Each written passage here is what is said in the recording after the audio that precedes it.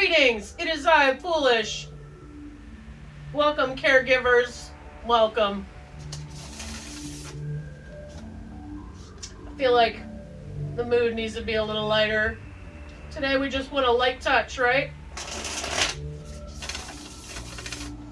I just get that feeling. I've been spending a ton of time on you guys. It's a caregivers group that I deal with, and I guess I've talked so much about PT and how important physical movement is for both the caregiver and the caregivee, I guess.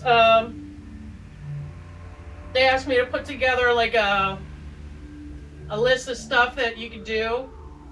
Some of them are also interested in doing like two-person movements with the person that they're taking care of, so they can both work together. So I've been doing that, and it was so funny because a friend of mine, I've known her for years now, and we had never really gotten into like any deep discussions about anything, but it turns out that her mom had dementia. So she's well versed, and what she did, she's a certified personal trainer. She gave her mom like personal training, stuff that her mom could do, and it was a huge improvement for her mom. Just really added to the quality of life. And I didn't know any of that until a couple weeks ago. I was just talking, you know, sometimes when you run your mouth, if you're gonna monologue, it's my personal opinion, it should at least be entertaining for people. Like people who spend more than like, I don't know, 30 seconds or a minute complaining about something. I'm like, dude, is this ever gonna get funny? On the inside I say that. I was just talking about my caregiver group, and that's when she told me about what she did with her mom, and that, like, I didn't know any of that story.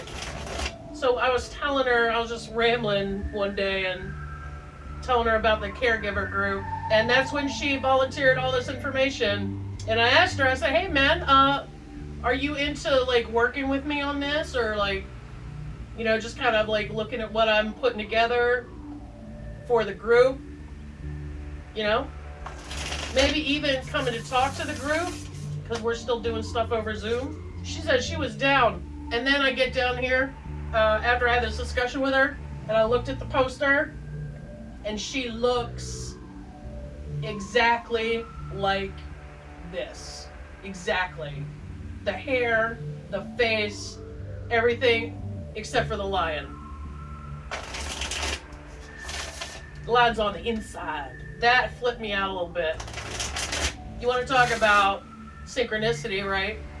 Putting it out there, putting out your intention, and then next thing you know, you're just kind of freestyling about your stuff that you got going on, you're trying to work on, you're trying to do. And that was a good reminder for me too. Spend more time talking about what I'm trying to do, so that when other people hear it, they can think about ways they can help me get something done. Unfortunately, if we spend most of our monologue time complaining, there's nothing that can be done for that, really. That's just a, you can't really travel from there. It's like a one-way ticket to nowhere. But if you talk about stuff that you're excited about or you're trying to figure out, you'd be surprised who pops up people you might have known for years. If you don't talk about a certain topic, a lot of times there's somebody right under your nose that can help you get something done and you don't even know it. Or somebody knows a piece of information you need. That was a good reminder. Anyway, she and I are working on something. Me and Lady Q. And I'm going to share it with you guys when we're done, okay?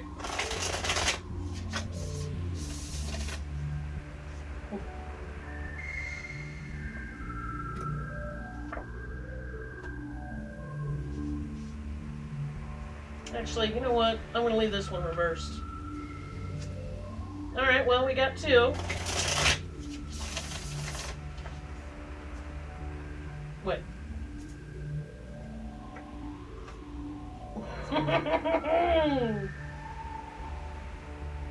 Okay. I think we'll leave this one reversed too, I feel like. Alright, so that's my message for you guys. Just, if you're trying to work on something or you got like a specific problem, if you're monologuing about it, first of all, be entertaining if you can. You would be surprised how far charisma can take you when you're trying to get something done. You'd be amazed. Even if you think you don't have any, you may have your own, fingerprint, charisma-wise. And then the second thing is, when people hear someone else complain, and if they're, they haven't been specifically asked, like, hey man, can I just complain for a few minutes? Like, can you just let me vent for a few? If you haven't done that with them, people feel like you're just dumping on them. And listen, like, no shade about that. I've done it a million times. I'm just saying, if you're trying to get something done, just give it a try. Like, it's an option, right? I'm just here to give options. I'm not telling you what to do, but I'm going to tell you this. When I approach a conversation with people from a place of like, this is something I'm working on, this is what I'm excited about, even if it's something I kind of am dreading doing, I could still be excited about how to learn how to do it, or I could still be excited for it to be over. Like, that counts.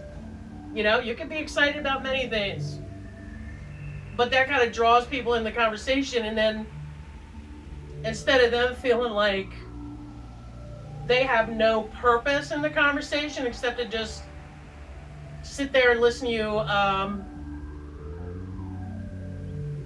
basically make your case, and they're just sitting in the jury unable to talk, right?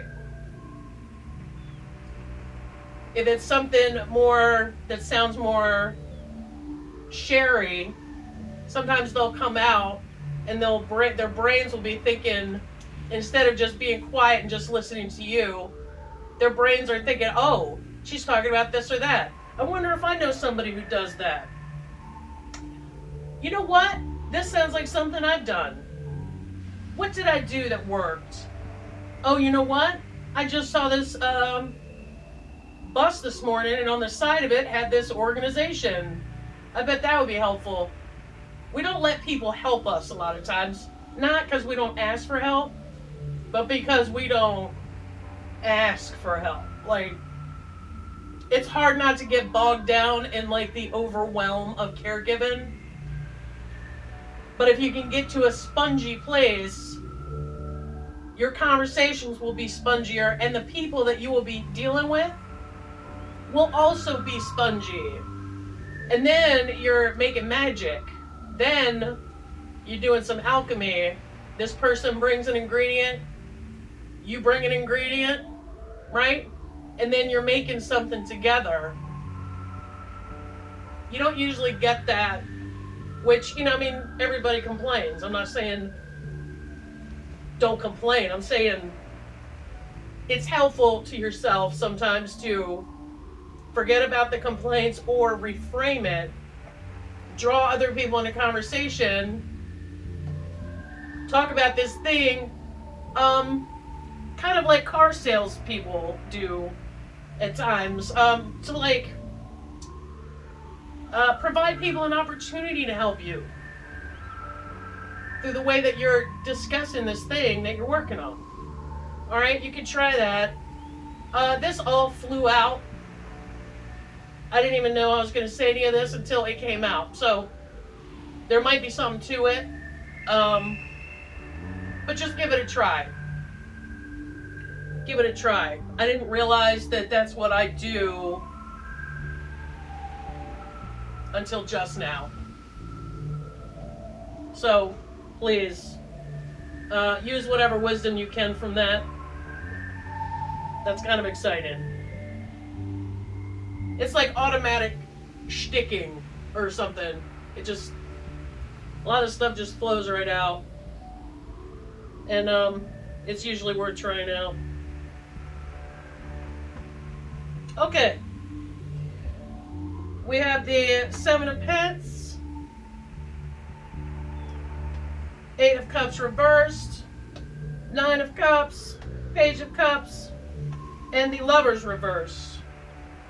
All right, Stefanie, you're up, girl. You are up. I thought it was sweet that Moody wanted to get in. Moody wanted to do stuff for you today. Okay, keywords are growth and patience. You need to tend to your garden, knowing it is abundant and will feed you for years to come before you see the fruits of your labor. Ugh. 7 of Pentacles indicates that a project, idea, or relationship you've been nurturing is not yet fully formed. He's been working for a long time, carefully tending to its growth. By pausing to look at what he's accomplished, he sees he has not reached his goal and feels frustrated rather than proud of himself. The pause is the motivation he needs to refocus and get back to work. Okay, so refocus. That's the... Refocus, people. Maybe you could refocus and try that little trick I gave you. Just next time you talk to somebody about one of your caregiving tasks, make it sound a little bit more exciting than it actually is. Hell, you know what? Maybe you could even trick people into changing the diapers for you. I'm just kidding. That'd be great, though. General, you are so close to reaching your goal, but it's not time to celebrate yet. When you pause and look at your progress, do so with gratitude rather than frustration. You're being asked to remember that the journey toward achievement is an adventure, not a destination. How can you enjoy the work you're doing even more? Dude, do you know who you're talking to? How can you enjoy the work you're doing even more? I mean, I guess, like, maybe it's adjusting the way you view it. A lot of this stuff, man, it ain't enjoyable. Having finished it is enjoyable. Like, when you're done for the day and you look back on all the stuff you did, that can be enjoyable. If you have the opportunity, the very rare opportunity to strengthen a bond you have with the person you're taking care of, that can be pretty cool. Trust that when the time is right, the fruits of your labor will be perfectly ripe and celebration will be in order. You may be disappointed by where you are in your current job, which is caregiving, feeling you should be further in your career, but this is part of the process. Stay patient and continue to dedicate yourself to the hard work you've been putting in. I want to share with you, it would appear that powerlifting is not related to this, but it kind of is. It's very 7 of Pentacles because you're strengthening your muscles, but you're also forcing your joints to become stronger. in the commission of lifting these weights, right? So a lot of times, especially as a new person, you'll make all these ridiculous gains, and suddenly you stall out. And this is called the grind, where you are not going to get any sort of payoff for like the next 2 months. It's because your body's keeping you from lifting more than it can, because the joints and cartilage and whatnot, the non-muscular body parts, and maybe even your circulatory system or your central nervous system need to catch up, and they need more time to grow. Seven of Pentacles always reminds me of powerlifting, so that's not helpful to a caregiver, but it kind of is though, right? Sometimes it's just not the right time. I can't tell you how many times, like, I'm like, well, this should have happened by now. And then it takes another however many is for it to happen the way I think it should, which already I've jinxed myself by using the word should. Like, that summons the lords of chaos, but... And then it does finally happen, and then I look back and I'm like, oh, the timing was perfect. That can happen. It is frustrating though. I see you, okay? Now for the personal and or spiritual, your daily self-care or spiritual routine is slowly bringing about the changes you've been hoping for. Stay positive and grateful for the small promises you keep to yourself, since they compound over time. Alright, so that's good. Be patient, right? I don't understand the meaning of the croissant, but it does make me laugh every time I see it, so I guess that's not bad. The Eight of Cups. The upright is walking away and moving on, right? Taking your cups and going home, right? But the reverse key meaning is hanging on, avoiding change. Reverse Eight of Cups in your reading can serve as a gentle reminder that you stayed in a relationship, job, or situation longer than necessary. Oh, I just got it. It showed up. Perhaps you fear change, but now is the time to walk away. There's something better for you, so trust in the unknown. For those of you, here's what I am grokking, alright? Some of you may have an opportunity to let someone else come in and help, or to take over the care altogether. You may have reached the end of your rope. You may have done all you can do. And now it is time to let it go. Alright? That does happen quite a bit. I've talked to numerous people over the years. I mean, this isn't the first time that I've ever become aware of caregivers. For years and years, you know, especially as your friends get older and they start taking care of their grandma, or they start taking care of their parents, you know. I've been around it forever, so I've seen a lot of things. And one of the things I have seen is not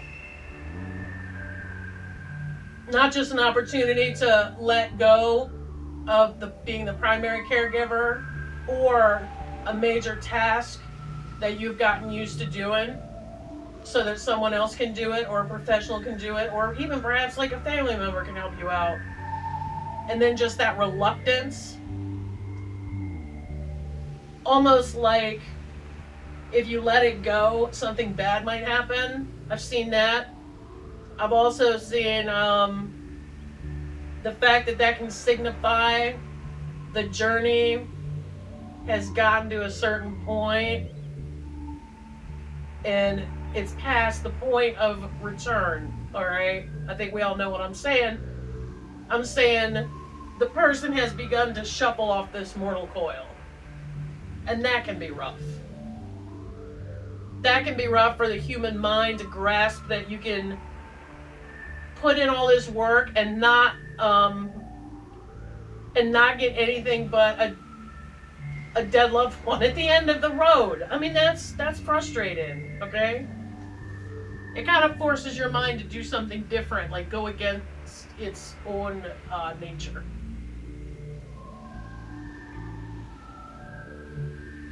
That's possible. That's the message I'm getting. Like, it has more to do with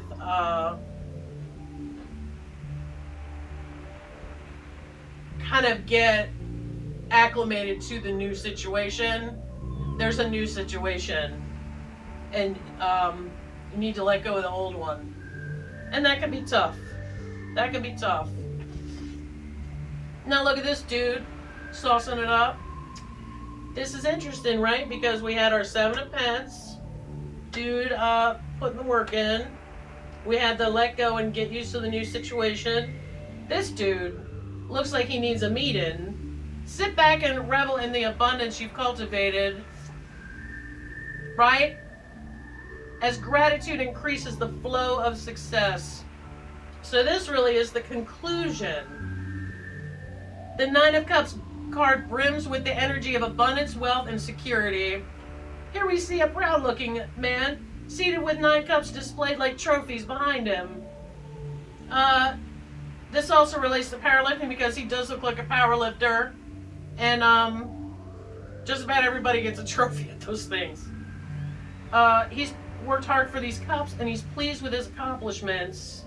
The 9 of Cups carries the energy of each card that came before, experiencing each lesson along the road, which obviously is like, 2 through 8 of the cups. But known as the Witch card in the tarot, this card signals fulfillment of your dreams or efforts coming to fruition.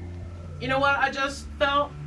The 9 of Cups carries the energy of each card that came before. I'm talking about these. In this situation, it's talking about these. And that is faux show. That, I feel that, for sure. The 9 of Cups asks you to relax and enjoy what you've worked hard to achieve. And don't downplay your successes. You've come a long way, all on your own, and your abundance overflows. Savor these moments. Share your good fortune with others. And your generosity will always flow back to you. Well, that's fantastic. It's all the good stuff. Current projects are reaching completion. So look forward to celebrating before moving on to welcome a new idea. Following your intuition and honoring your ideas will lead you to an increased prosperity and abundance. Your health is improving and your welcome and overall feelings of happiness and joy. Goody. Make a wish and continue to follow your intuitive guidance on your path. This card signals abundance in all areas of life. And that's pretty cool, because that ties nicely in with the Pence. Alright, speaking of cups, what's this here? Page of Cups. He's being silly.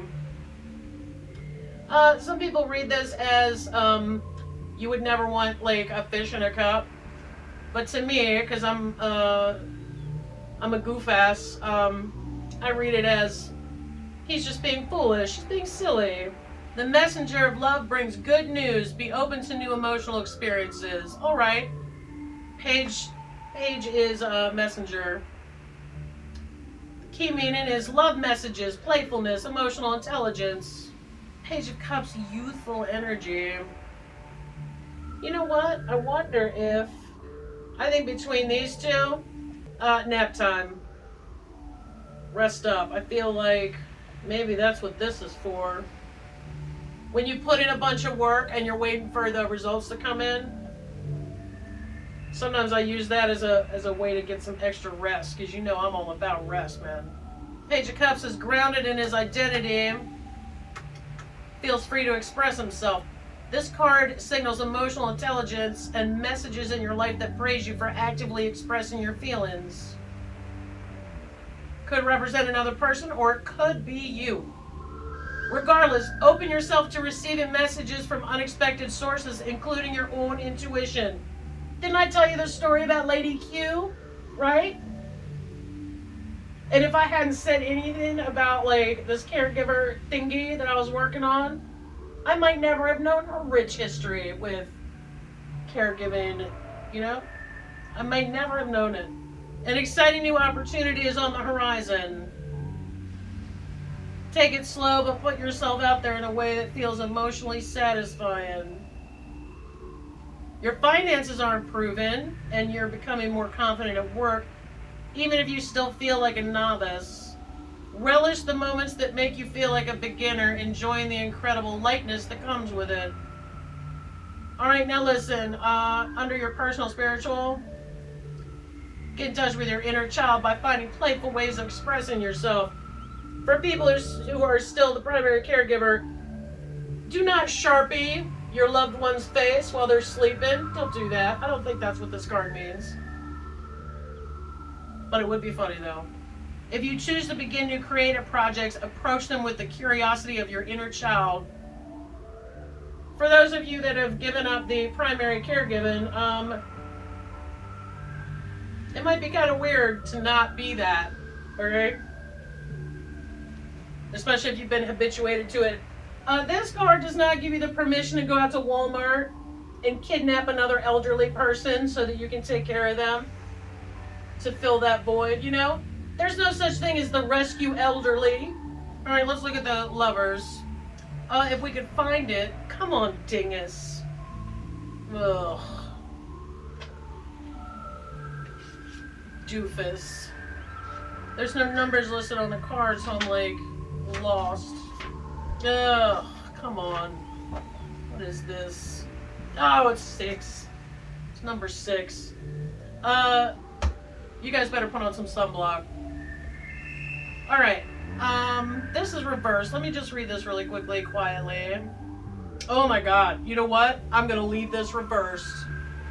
Now, upright, it would have been standing together in harmony, the balance of masculine and feminine with nothing to hide. Clearly, every choice they make is in alignment with love. Okay, here is what I think, okay? The reverse lovers in your reading can point to a relationship that is out of balance or codependent. Hey, can you guys walk around more? That would be great, thanks. This can also point to relying too heavily on a partner to fulfill your needs, or having unrealistic expectations of your relationships. To fix the imbalance, look inward to see where you can find the source of disharmony. Happiness is an inside job that is reflected on our relationships. I don't know what this is. All right, basically, these are 3. This is be patient, let it go, things are changed. Celebration, all right? But this is different. This is separate. New love may be on the way, but be careful that it's not codependent.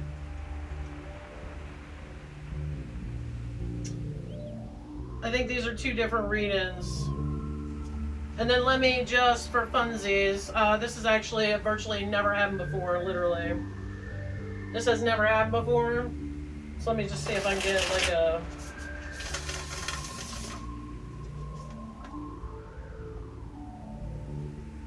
Ten of Wands. Let's just look and see what that is. There's 2 separate issues. It's 2 separate things.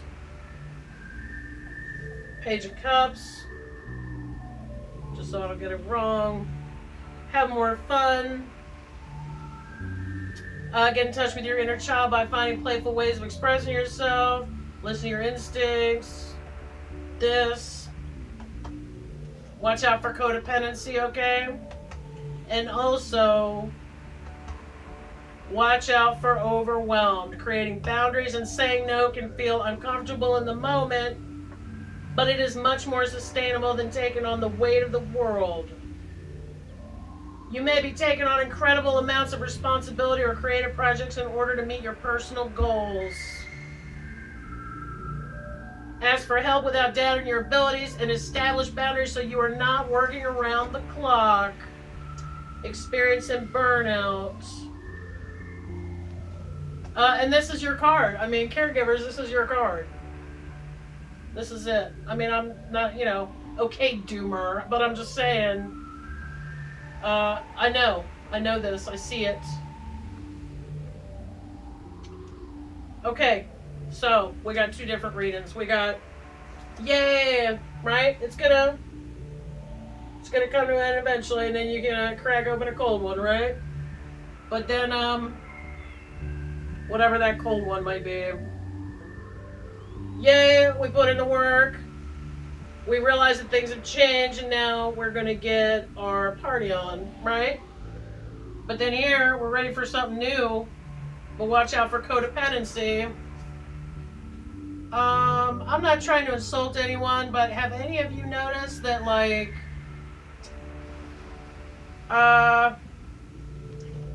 sometimes your caregiving habits bleed over into your other relationships, which is not good necessarily. It's not appropriate for everyone. Relying too heavily on a partner to fulfill your needs, or having unrealistic expectations of your relationships. Look inward to see where you can find the source of disharmony. So this is about your project. This is about your personal, okay? I think that's a complete reading. But it gives you something to think about, and it gives you something to look out for in the next, like, whatever, until I give you another one, I guess. Or just, these are probably good things to keep in mind all the time.